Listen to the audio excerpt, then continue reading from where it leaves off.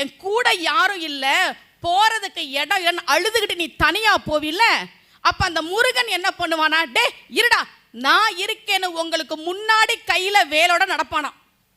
முருகன் மாதிரி இருக்கேன்னு நீங்க நினைச்சீங்கன்னா பின்னாடியும் கையில வேலோட நடப்பானா. அட இதுவும் முருகன் மாதிரி இருக்கேன்னு நினைச்சா உங்களுக்கு வலது பக்கத்துலயும் கையில வேலோட இருப்பானா. இந்த பக்கம் திரும்பி பார்த்தா இடது பக்கமும் கையில வேலோட இருப்பானா. அருணகிரியார் பாடுகிறார், திருத்தணியில் உதித்தருளும் ஒருத்தன் மலை விருத்தன துளத்தில் உரை கருத்தன்மையில் நடத்துகுகன் வேலே, தனித்து வழி நடக்கும் எனக்கு வலத்தும் இடத்தும் இரு புறத்தும். நீ தனியா இல்லடா, நான் இருக்கேன் உனக்குன்னு முருகன் உங்களை சுத்தி 4 பக்கமும் கையில வேலோடு வந்து நிற்பான் என்று அருணகிரியார் பாடுகிறார். அதுதான் முருகனுக்கு இருக்கக்கூடிய சிறப்பு. தலையெழுத்த மாற்ற முடியாதுன்னு நிறைய பேர் சொல்றாங்க. இப்போ என்கிட்ட கேட்பாங்க, அம்மா நீங்கள் ஆன்மீக சொற்பொழிவாளர் தானே,